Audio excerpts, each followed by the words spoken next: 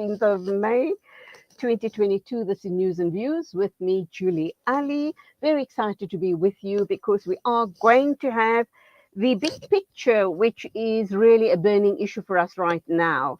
Last week, Wednesday, I had a couple of journalists from the Sunday Times to talk about a breaking story that they did. It was regarding ISIS cells being set up here in South Africa. The first of those journalists was Graham Hoskin. I'm just trying to share the names of the other two journalists with you. It was a three-way conversation, as we are going to be having this morning with Dr. Ahmed Haroon Jazbhay from MRN and also attorney Nadeem Mohammed about the supposed ISIS threats in South Africa. Now, the questions I put to the journalists via some of the feedback that we got online and telephonically was that, number one, these journalists were accused of sensationalism. Number two, someone denied outright that there are such cells possibly setting up or operating from South Africa. And obviously, we had a whole host of other people suggesting that this is outright sensationalism, and these are stories creating possibly Islamophobia in South Africa, and it is fear-mongering as well. The other two journalists were Aaron Hyman and Tankiso Maketa. So let me get my guests online right now, and let's start unpacking possibly how we view the situation. We as second and third generation South Africans in South Africa, do we have our ear to the ground? Do we know what is exactly happening in the country? Is there the threat of ISIS cells and ISIS operatives in our country? And if so, how do we then respond to it, mitigate against it? What is our role in this big picture? Assalamu alaikum to you, Dr. Ahmed Haroon Jazbhay, and to you, Attorney Nadeem Mohammed. Is it attorney or advocate? We'll get that right in a minute or two. Welcome. Attorney. Is it attorney? Welcome to the program. Wa alaikum salam, jazakallah khair. Okay, whilst we get Dr. Ahmed Jazbhay online, you heard my opening remarks, Nadeem. How do you respond to perhaps sensationalism, to the fact that perhaps this might start fostering Islamophobia? Are we as third and fourth generation South Africans aware of what's going on in our communities? And Julie, before I respond fully, can I just quickly, by way of background? So I have in the past spoken to Graham quite extensively now. It was quite some time ago, and I can't recall exactly what was the nature of our conversation. I know, though, it had to do with the brothers, Yaqeen and Salahuddin, and I know that it had to do with another set of siblings that I had represented previously to them. But more recently than that, I have spoken to Aaron with regards specifically to the issue of the kidnappings. Now, I listened to the interview probably a couple of days ago when I was informed about this specific interview. So it's been a little bit of time, but what I can recall specifically, and I think this is very relevant, and you can correct me if I'm wrong, but Aaron didn't necessarily refer too much to the aspect of the ISIS in relation to the kidnapping, although Graham did in fact do. So there's two comments I just want to make, and the first one is, you would appreciate that as a media personality, as a journalist, you would necessarily have the power to shape public perception. You have the power to shape public opinion. And to a large extent in doing so, when you do that, you ultimately further a specific narrative. You further a narrative, one that might be promoted by a specific institution, by a specific state by a specific ideology or a specific nation that has such an ideology. So I find it very, very dangerous. And I say this reservedly because I obviously don't know what evidence Graham specifically, and I refer to Graham because, as I say, I don't remember Aaron speaking too much on it, but I don't know what evidence specifically Graham had when he said that large sums of money was being transferred from these spaza shops. And we know that Pakistani and Indian and Bengali nationals usually run these spaza shops within the townships. But he says that they were then transferring or forwarding this money through certain mechanisms to ISIS-related organizations or something to that effect, thereby furthering those causes through financial aid. Now, and Julie, as I said, I don't know what evidence he had, but can I tell you that I have represented many people within the country who have been accused of this financial aid issue, and it is something that it is a narrative that this state is so unbelievably desperate to show to the people that is actually happening in South Africa. But to my current knowledge, to what I have seen and to the matters that I've been involved in, there is not a shred of evidence, not an iota of evidence that they've actually been able to show that money has been sent from South Africa to any other organization abroad or within Africa for purposes of financial aid. Yet they want them desperately to say so. Now, Okay, so what I'm going to do is let's get Dr. Haroon Jazbhay to come in and give us his take on our opening statements and what has played out thus far. We will then perhaps, I have actually asked Graham and the other two journalists if they're prepared to share the evidence with us. The other question put to them as well is where and how, the Hawks and other government organizations or organs are involved in further uncovering this issue. But let's first hear from Dr. Haroon Jazbhay. Assalamu alaikum. Welcome to the program. Wa alaikum salam, Julie. Shukran for having me. I think first I must thank Nadeem for that good, overview and background of this current issue. But and more specifically, this issue about the narrative, which many in the media are hell bent on furthering. I mean, it was not only Graham Hoskins who came up with this issue about sponsorship being used as a conduit, for funding ISIS and so on. I mean, I think it was last week I read an article in the South African Jewish Report, which used the usual, Islamophobe Professor Solomon from UFS and I think it was Jasmine Opperman from the Terrorism Consortium to further this narrative about ISIS. I mean, they clearly a vested interest here to ensure that this narrative does not die down, because after the conviction and sentencing of the Tulsi Prince, it seems to have lost some steam, this narrative. So every now and then we see that without due cause, without real evidence to support the accusations, real evidence that can be shared with law enforcement and so on, we've seen, that this narrative is perpetuated. It's meant to ensure that this narrative and the accusations are fresh in the eyes and the mind and the ears of the public. They refuse that this narrative must die down without producing the evidence. And it's important. It's important that the game that is being played here is to ensure that this narrative does not die down. It's to keep it going. And it seems like now we have a new journalist now trying to flog a dead horse. While there may be some sort of ISIS sympathizers, which they are everywhere, and they may be sympathizers as they are sympathizers for the Israeli Defense Forces, they are sympathizers for the Nazis, they are sympathizers for many right-wing terrorists, with the Hindu sympathizers in this country, all over the Indian community. It seems that that this narrative that journalists and we must ask who is behind this narrative. Why is this narrative continuing being perpetrated? Is there a foreign hand within this, as we've seen with the Tulsi case? I mean, there's clearly a foreign hand. The U.S. intelligence agency was involved in that.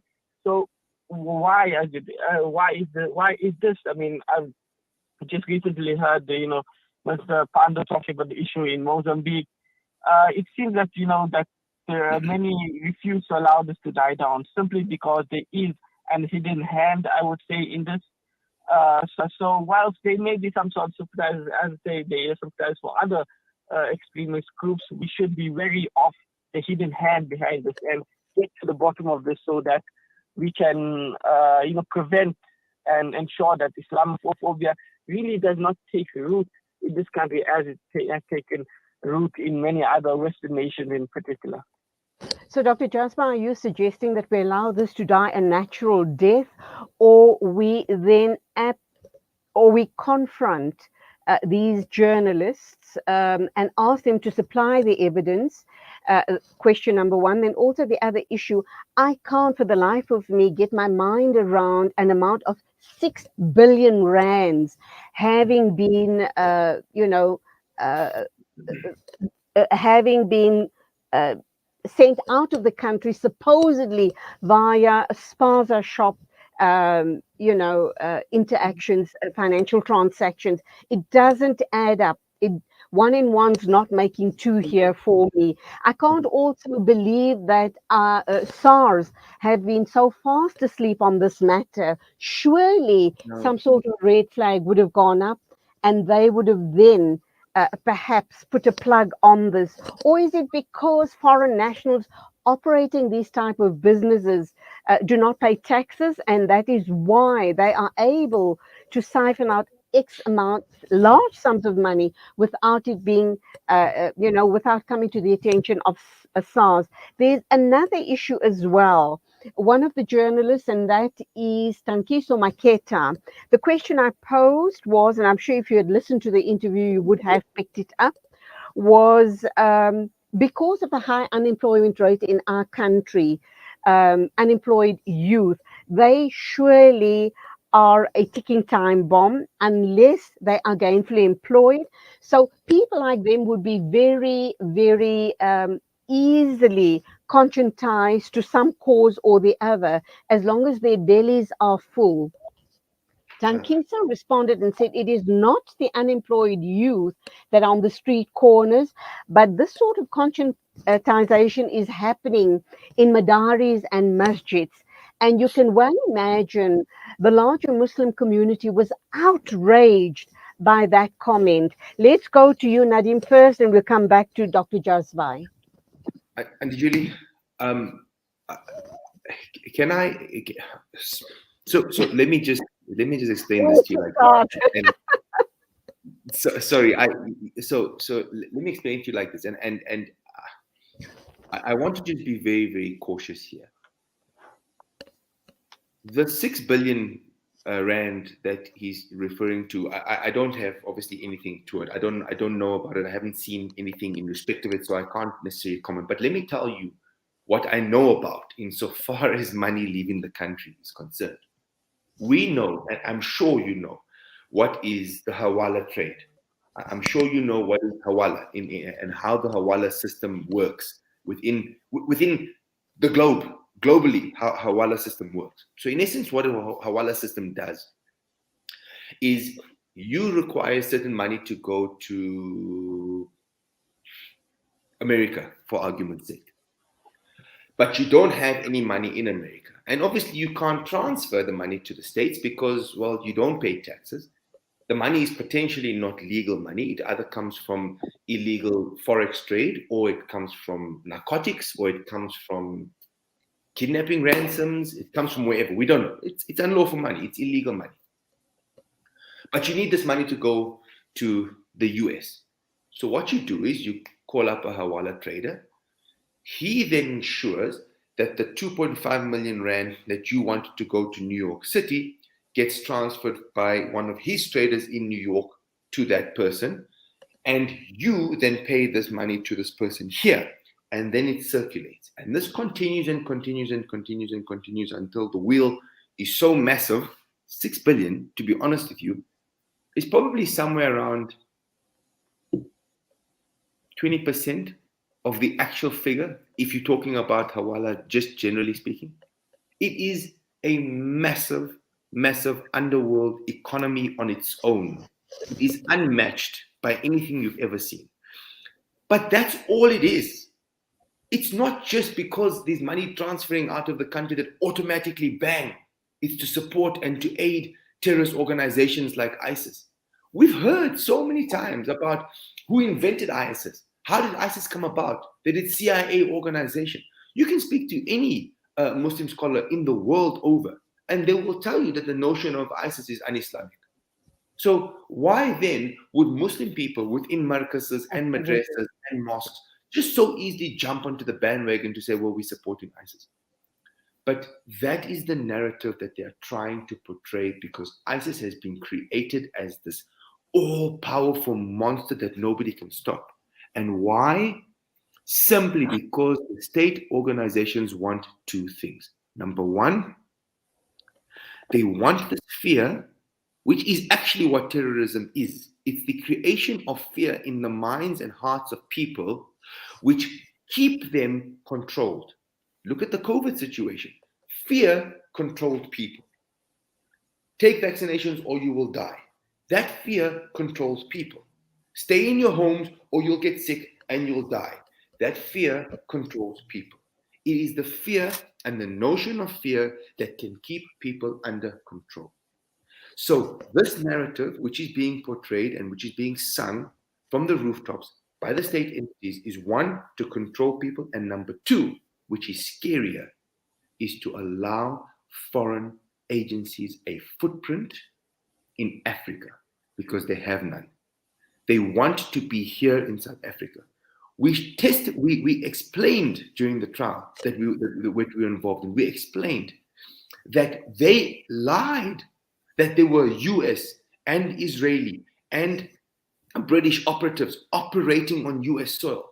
They denied it until we showed it to them, and then they said, actually, you know what, there has been. Okay, the trial you're referring to is the Tulsi Twins trial, I presume. Correct.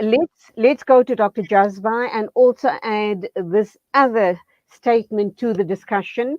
The journalist that I spoke to last week also suggested that all of the recent kidnappings that has been happening in our community of well-known business people is the monies that are derived from those kidnappings is also monies that is going to fund ISIS operations locally and internationally.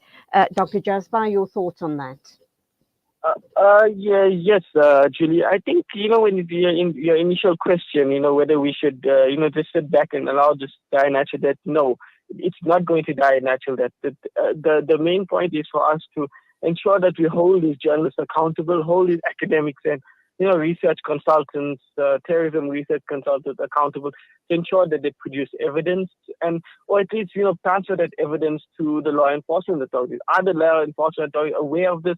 Do they have that evidence, or are these journalists and other consultants and academics merely just holding the so-called evidence to itself? So it's important that media houses like yourselves ensure that either that these experts in inverted commas pass on that evidence to law enforcement authority or produce that evidence in the public domain. I mean, that will ensure that that this is either we find out that there's a hidden hand, there's a hidden narrative here, as Nadeem spoke about fear, that they are part of the fear industry, the Islamophobia industry, or they really have to evidence to produce. I mean, we know about the Hawala system and how it works. We know that unfortunately, there are foreign nationals involved in money laundering through the Hawala system.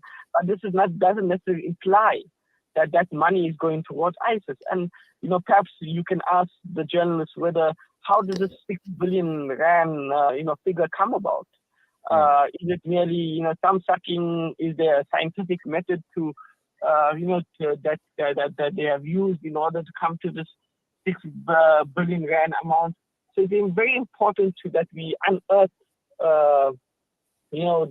the story behind the story, how that the methodology involved in coming to these figures, and the methodology involved in into casting aspersions towards certain segments of our society.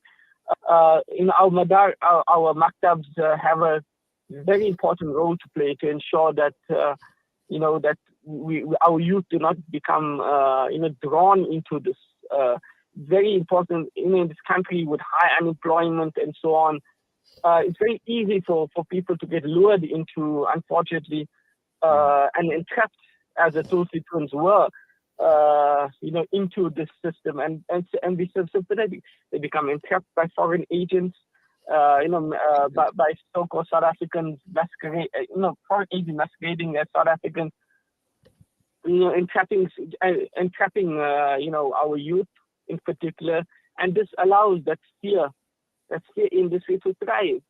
We see at the time in which there now is a case of the NPA brought by MRN and the PSA, in which to prosecute Israeli South African civilians, South African citizens that have served in the Israeli army in contravention of the Foreign Military Assistance Act. Yes. Now we've seen that this fear industry going to overdrive to divert attention away from that. We've seen people gleefully hunting, having served in the Israeli army. So now the prosecuting authority will become distracted and go towards that because there's there's international pressure on that, yet there's no pressure on South Africans serving in the Israeli army, which is in violation of our very own laws. So we must ensure that we probe these questions, probe the issue behind the issue, the story behind the story, and ensure that the steer narrative, that we separate truth from fact. Is there really 6 billion rand? Is there really money going to ISIS within Africa from spaza shops? And it's not true that all spaza shops are not paying taxes. Many spaza shops are paying taxes. You walk into a shop, they have their SARS certificates and so on. Some of them, not all of them. And many of them do accept, for example, card payments and so on. And they're not all cash-based. Regrettably, in some instances, they don't really accept any sort of, cards payments, which again makes it difficult for SARS. But that's something for SARS and other law enforcement entities and organizations to ensure that they implement the laws of our country. All right, Dr. Jazbhay, you indicated that we don't allow this to die a natural death. So we need to then obviously have some sort of a round table discussion to unpack all of this. The journalists in question have agreed that they have, they admitted to me that they've got evidence. Evidence is available to whomever wishes to view the evidence. So maybe going forward, we get together, have a roundtable discussion, let them provide their evidence, and then we can move forward on this discussion. I'm a bit doubtful about, what evidence they have, but it's a wait and see. Regarding the kidnapping issue, why are they suggesting that the kidnappings is related directly to funding of ISIS? And Nadeem, would you also then agree we probe this even further? We bring these guys to book and ask them for evidence. I also put the question to them, how come you have all of this evidence? Where and how are the Hawks involved in this? And if the Hawks are involved, I'm sure they would want to gain mileage from such a high-profile case, would they not? Absolutely. To suggest to the South African public that they are, in fact, very active. So let's go to you first, Nadeem. Actually, the reason why Aaron and I spoke, because Aaron actually required information from me. I was in the unfortunate position to represent 3 clients of mine who were victims actually of kidnapping. So it wasn't a situation where I was representing kidnappers. I don't represent kidnappers, but they were actually victims of kidnapping. Either they had in all 3 instances, it was a wife, a brother, and the client himself that had been kidnapped. Oh. So I was in a watching brief on the one. I was assisting the negotiation team for the ransom in the other, and in both of the second two. So that's why actually Aaron and I had chatted. It was because he needed this information from me as to how it worked, what I saw and what I observed. And Julie, the long and the short of the issue relating to kidnapping, as it is currently in South Africa, is it is being done by syndicates which are actually police officials and active police officials, not resigned, not retired, not former. They are active police officials, to the extent that in the one case, every single one of the kidnappers that were arrested, there were 8. Every single one of them that were arrested, all 8, were sergeants or captains.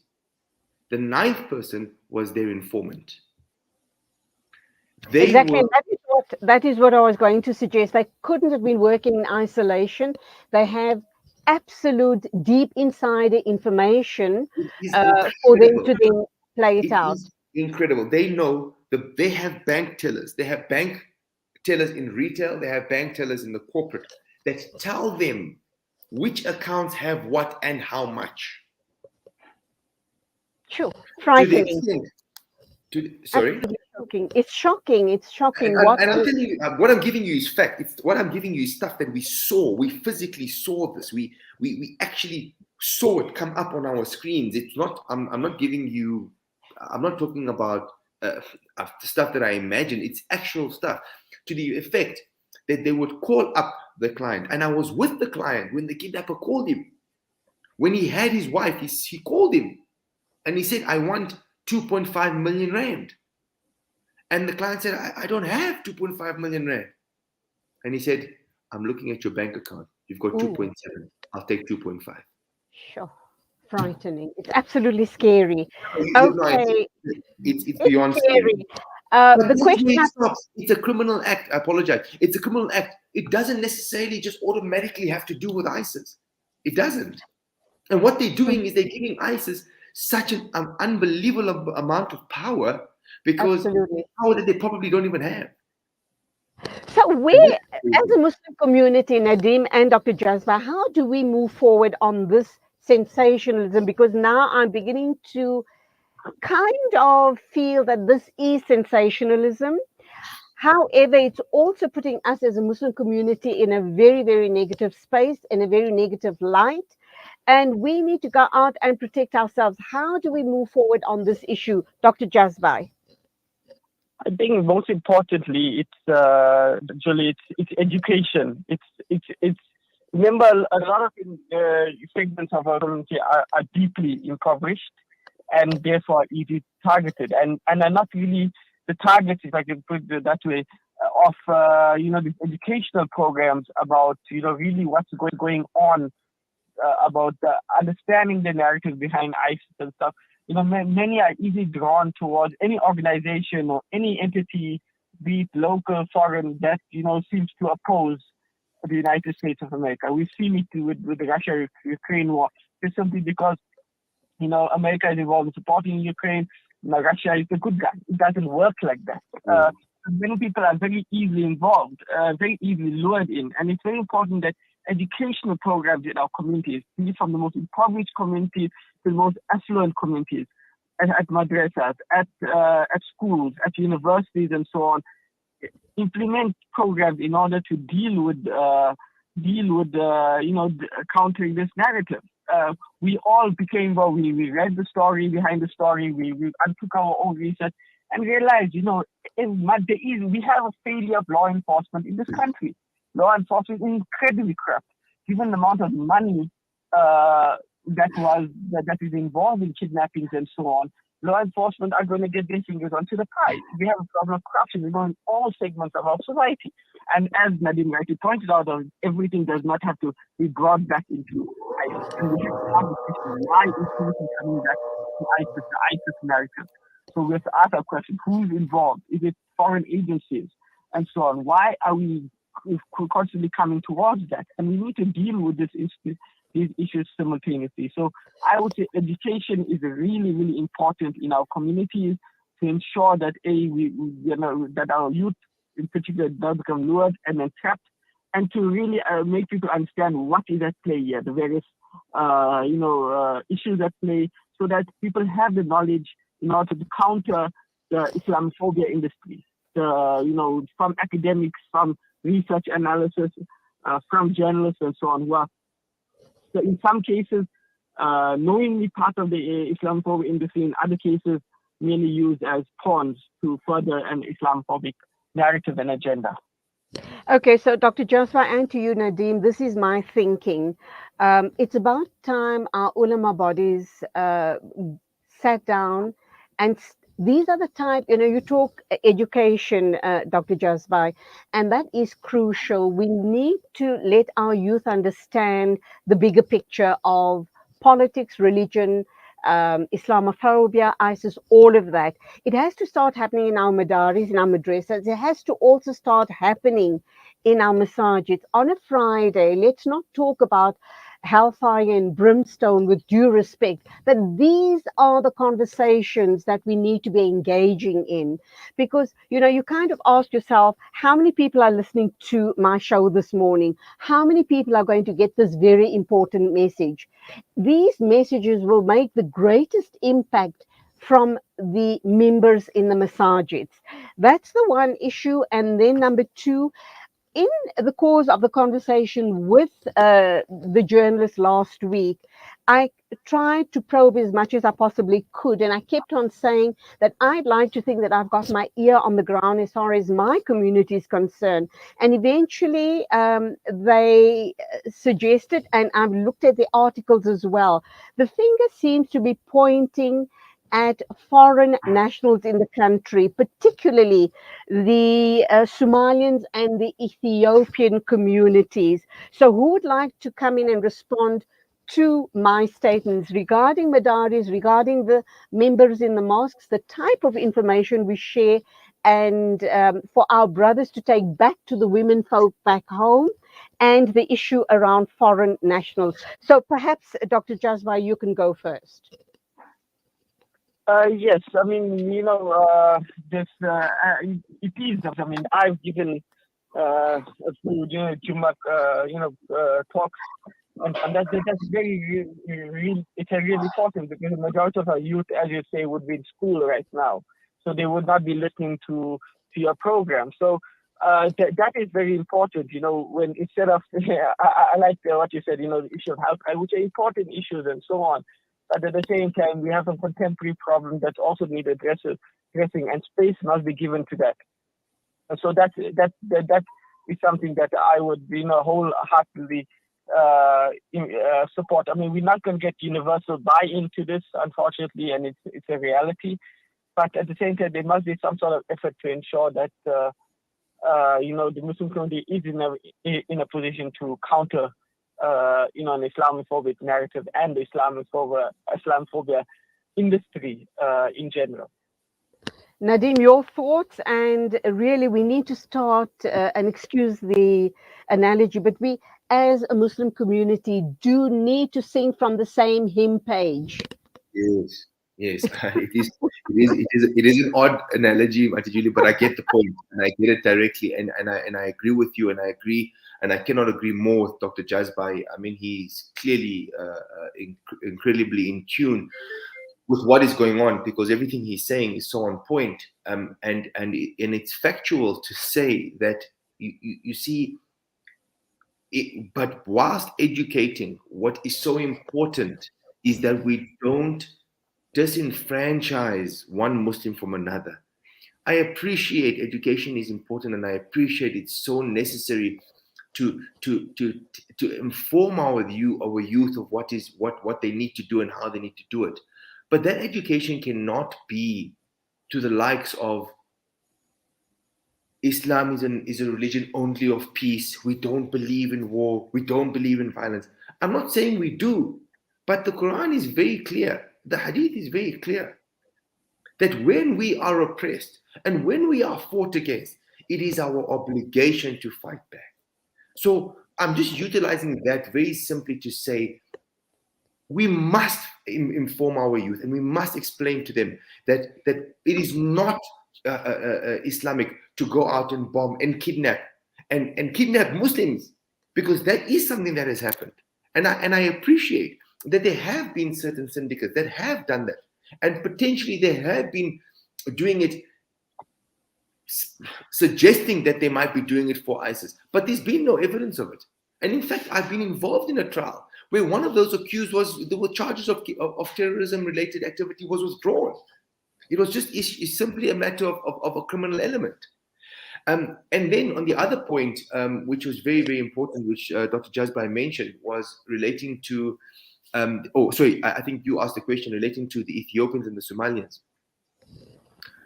I also have the fortunate ability to represent various members of the Somalian and Ethiopian community. They have probably invested somewhere collectively. So it's a huge community of commercial businessmen which operate within the country, and they've probably invested somewhere in the region of about, over the last 5 to 10 years, somewhere in the region of about 350 million rand in the country. Right. They all have valid and legal business permits. They all have either corporate or very successful retail businesses within the country. I'm talking furniture shops. I'm talking furniture shops in Sandton City. I'm not talking about furniture shops in the heart of Soweto, which you're just getting something manufactured and selling it for $50. I'm talking 30, 40, 50,000 rand couches. So they then also do manufacturing. They manufacture snacks. They manufacture sweets. They manufacture cool drinks. They manufacture cakes. They've now got contracts with Woolworths where they are actually providing and supplying these cakes that are manufactured to these massive retail outlets. These are prominent businessmen, the Ethiopian and the Somalian. I have never had reason to believe, and I mean, one day perhaps maybe you'd have the benefit of meeting one of these guys, but I've never had reason to believe that they would. I think perhaps, Nadeem, we need to get members from those communities to come onto the show and respond from their perspective on these articles written by these journalists. But I also let me also wrap up. We've got about possibly 10 minutes to wrap up time. Gayton McKenzie, the president of the Patriotic Alliance, has blamed the growing threat of Islamic State-sponsored terrorism on illegal foreigners. So you are pointing out that the Ethiopians and the Somalis are legal. They've brought in a lot of money and business opportunities into the country. But Gayton McKenzie is actually blaming illegal foreigners for the problems we find ourselves in. And we're hoping to talk to Dr. Vusi Sibanda, chairperson of the African Diaspora Forum, maybe later on in the show.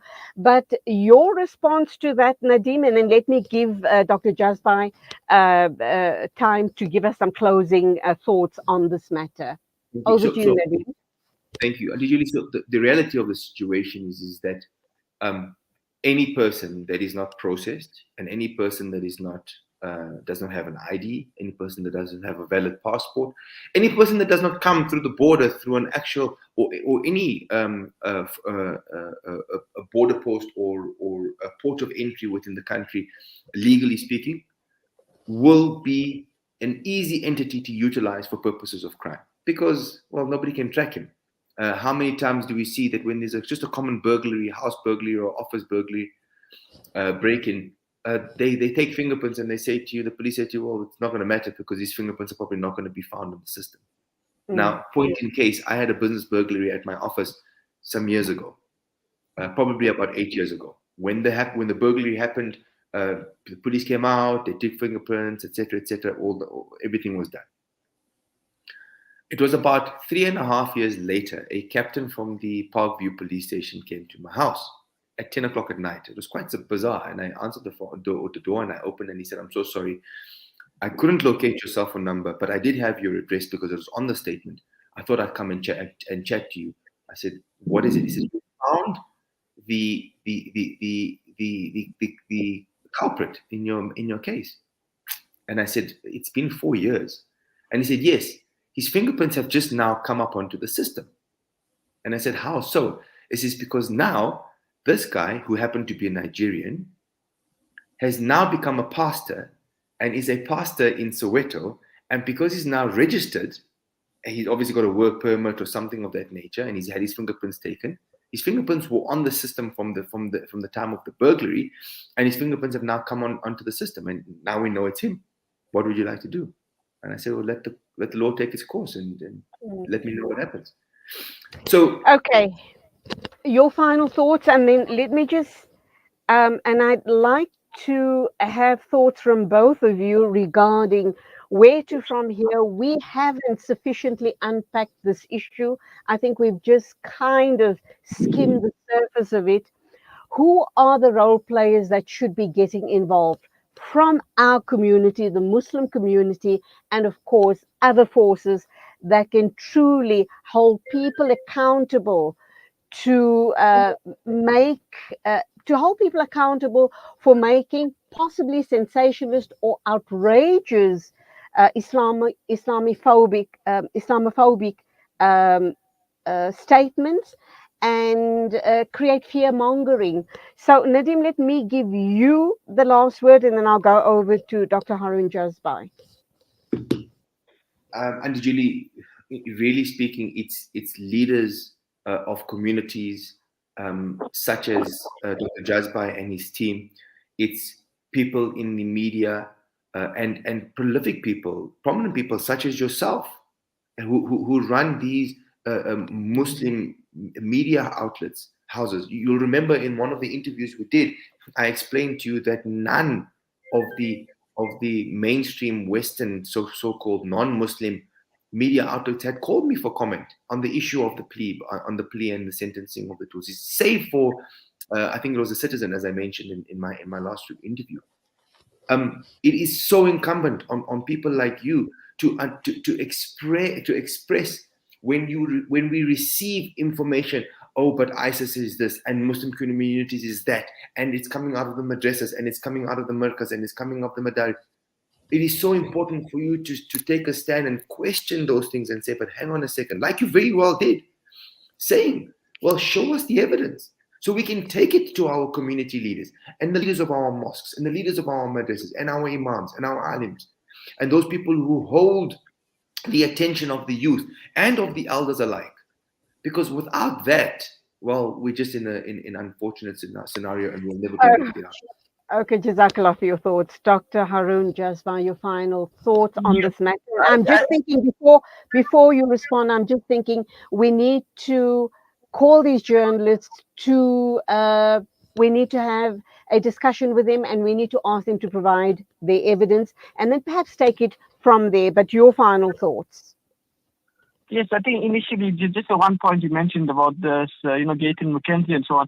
I think, foreign nationals are becoming easy scapegoats for the economic turmoil in this country, and that narrative feeds into the support base of Gaten McKenzie. I mean, it will get him votes, and that's ultimately his modus operandi in coming up with this. But when you talk about it, I mean, you talk what can be done. As MRN, we are frequently many masajid, mainstream media, as well as media, in order to ensure that our narrative it comes out clearly in the media to show so that we can counter the Islamophobic narrative, as well as the sympathizers within our communities. The Jummah Khutbahs, I mean, Salam Media could have a weekly program, for example, to ensure that, and other Muslim media, to ensure that these narratives are, counted. School, once a week, get opportunities at our Islamic schools, as well as our public schools with large, Muslim students and so on. Because I said now they're starting the second or third lesson for the day. So the educational programs, schools, universities, media and to ensure that we are readily available to counter Islamophobic narratives and so on, and to ensure that we also are ready to counter the usual suspects which are out there. I mean, when the Jewish Report does an article, they never contact MRN, they never contact Nadeem, they only contact two people, Professor Hussein Solomon and Jasmine Opperman. So to ensure that we must ask them for fairness. This is important. Counter the narrative is fundamental in this issue. Okay, shukran very much for your time, Nadeem, and Nadeem Mohammed, attorney Nadeem Mohammed, and Dr. Ahmed Haroon Jazbhay from Media Review Network. We don't have the answers, but we need to start thinking as a community how we go forward with, addressing these type of issues and counteracting Islamophobic thoughts from other quarters that is coming at us very fastly and very furiously. We need to be ready for this onslaught. So thank you indeed. Keep well, and undoubtedly this is not the last you hear from us here at Salam Media. We are very definitely going to take this forward. Shukran once again, and Salaam Alaikum. That was attorney Nadeem Mohammed and executive member of Media Review Network, Dr. Ahmed Haroon Jazbhay, talking about claims that 6 billion rand have made its way out of South Africa via spaza shops to fund ISIS cells and ISIS activities outside of South Africa, north of our borders and other parts of the world. How do you respond to that? What are your thoughts on that issue? Please do share with us so that we can take this matter further. It is exactly 9 o'clock. News and views right here on Salam Media.